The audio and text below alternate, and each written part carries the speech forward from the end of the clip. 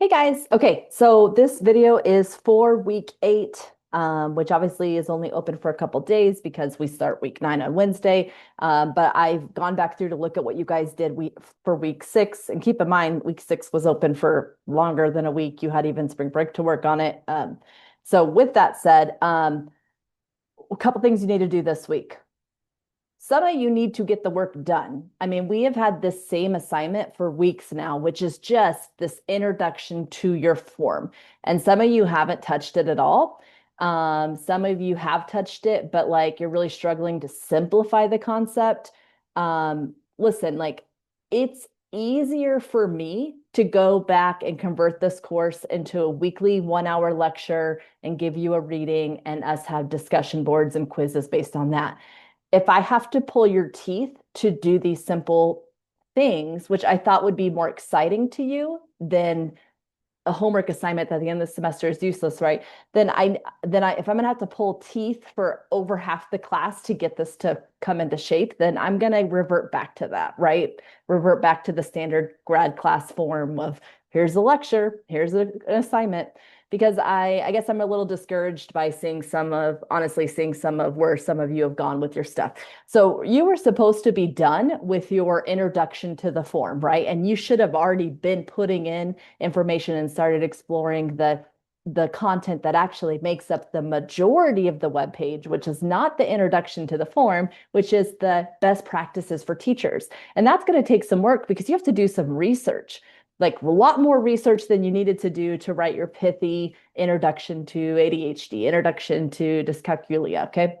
Let me preface, some of you have been very active and I see that, and that's great. I know this last week, some of you have had some health conditions, and that's fair too. But keep in mind, we've had multiple weeks to just do this introduction. So if you are not done yet, that is on you, and you need to own that, okay? Because you've had multiple weeks to do it. So some of you still need to finish that. Some of you need to go back in and look at how you can present it differently. So some of you have done huge, long paragraphs. And I think one thing you have to keep in mind is the user experience. So who is our website for? Our website is for educators, most likely college educators, okay? Maybe some high school, maybe a little K through 12, but it's most likely going to be those that teach in environments where there is a lot of online instruction, a lot of it, right? So I say that because I know a couple of you had some statistics or like were really heavy and focusing on how your neuroform showed up in children. And a point or two about that is good, but that's most of who's going to be on this page, I guarantee you, are going to be higher ed professionals. So they need to know more about their market, which is their college student or the adult, specifically the adult population, because the traditional age for a college student might be 18 to 24, but a university like ours, we have so many non-traditional students. So keep the user in mind, and these are people likely teaching young adults through adulthood, okay? But with that said, it's really tempting to want to over explain the neuroform. And I do understand that a lot of them are very complex. So I think what we need to do is kind of bring together our efforts. Right now, if you go to each of your pages, and I'm going to show you real quick how you can kind of see what we have developed. So if you go to our Google Drive and on in our Thada group, you'll find the master list. And I've started adding the web pages I've made for each of those forms. I stopped once I realized that I was having to do a lot more work than needed because you guys didn't finish the assignment. So just because these couple people don't have it doesn't mean the rest of you did it perfectly. Okay. But yes, I'm calling some of you out there. But basically, you can go to a page and start seeing how the layout's going to be. Now, one of the challenges is that you guys all took different liberties with language, right? Some of you were very pithy and some of you were very verbose. And we need to find a middle ground. So one of the things you're going to do with this check-in this week, okay, one of the first things you're going to do is go look at other people's pages and see how I took their text and plugged it in. For some of you, I had to divide it up for you because you didn't do the last assignment. and see like, hey, as a user, what is better? Because is it better to get these long chunks describing this thing or describing this form, or something more pithy that's also linked to maybe a web page that does more a deep and dive, an in deep dive into it. So we've got right now we've got like 8 pages that look like designed by one person but written by multiple people. And we kind of want to, pay attention to that experience people will have on the site. So I think I want you for your check-in to discuss, one of the things you're going to discuss is what type of layout do we like? I mean, do you like the long paragraph, multi-paragraph deep dives into something? Do we want something more pithy? Some of you for like the spotting your form in students, right? The section that was like recognizing ADHD in students or recognizing dyscalculia in students. Some of you had nice, like pithy bullet points. Some of you had long paragraphs. I'm a fan of the pithy bullet points, right? So, but are you? Right. So for your check-in, you need to comment on this, but it also means you need to do some legwork and go look at your peers' pages and look how stuff's laying out, and then decide, are you going to adjust your content? So that's one thing you're going to do with your check-in. Look at the pages that exist, figure out what layout, what text size, quantity, it's more friendly to you. Because keep in mind, the point of these pages isn't necessarily to teach the whole form. That's great, but there are plenty of other websites that do that online. What our website does that others don't do is we focus on the now what do you do with your online content. So I do think we need to be a slight bit more pithy in some ways what we're doing with that introduction, just because it's a lot of text, right? I don't want to lose someone on the page right away because they're like bombarded with that. Leave your feedback in your check-in, okay? The other thing, or I was saying, think about the college landscape as your audience. So if you're rewriting something, or even if I've made a web page for it and I've put your text on it, I need you to rewrite, and you feel like you want to do a rewrite of something, no problem, rewrite it. I can update the web page. Okay, just because it's on there doesn't mean it's permanent.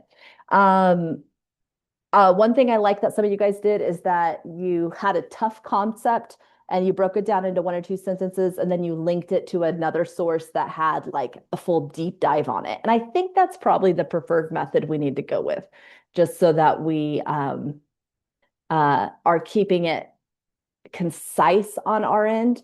Now, some of you, I do recognize, like with ADHD or autism, we have multiple types or layers, and those are good. So it is complicated. I'd love for you guys to go actually look at those two as an example, ADHD and autism, and look, and maybe do you have suggestions for how we can cut some of that down? Can we, or can we not? Do we need to do a different layout? So be thinking about that. I think that's it for my feedback. You guys should have been well wrapped up with your descriptions at this point, but you're not. Okay. So finish it this week. You also should, like I said, I should be going to your folders and seeing evidence that you have done research and collected research and are starting to write up research on what I need to be adding to these pages in terms of the educator steps, right? I saw a couple of you have done that. That's great. Some of you haven't even touched it. Okay. It's time. It's almost the end of March. We have less than 2 months left of class. And this has been an easy class. I'm gonna be really honest. I'm gonna call it out. It's been an easy class. I've set the bar, in my opinion, low compared to what a class made up of mostly doctoral students could achieve, right? So I get it. I totally understand ailments. I mean, I look like someone who's had migraines for a week. So I get that. Sometimes you're just out for a week. But again, we've been working on this for weeks, right? And that's where performance becomes an issue. When, a week where you're checked out and you miss a check-in, I get that. Some of you are missing quite a few check-ins. Some of you aren't doing anything. And that's a concern for me. Okay. So you know who you are. I know I come across gracious and forgiving, and I am all those things, but I have a limit to where I expect performance. Okay. So this check-in's now open. If you choose to wait to do a check-in till the night it closes, and then you realize you didn't have time to do the work, that's on you, right? So you also know, again, even if a check-in's not available, you know what you should be working on. because all of you didn't, a lot of you didn't do what you were supposed to do for the week 6 check-in that opened 3 weeks ago, 2 weeks ago. So now I will do a better job of making those open if that's what you feel like is prohibiting you. I think that would be a bit of an out on your end, but sure, I will make a better job sure that they're open more. Again, I had migraines, so I just could not look at my computer, but it's one thing to, if I open a check-in late and you're not able to get to it because I gave you 2 days, it's one thing, that's one thing, right? It's another thing when it's like, hey, I asked for that 2 weeks ago in the check-in. And even though this week wasn't open, you haven't touched it. Okay. That's the problem. If you have questions or concerns about what I'm saying, feel free to contact me. I'm open to the debate or the conversation. And let's keep going. Let's make a difference. I know a lot of you are motivated about this topic, these topics you've chosen because they would make a difference in your own life. Finish it up. Finish the preaching, and I mean that in a good way. Let's teach the world about this stuff. And it's on you to do the things you need to do. Okay. So go back into Theta, do the things you need to do. Help each other out, please.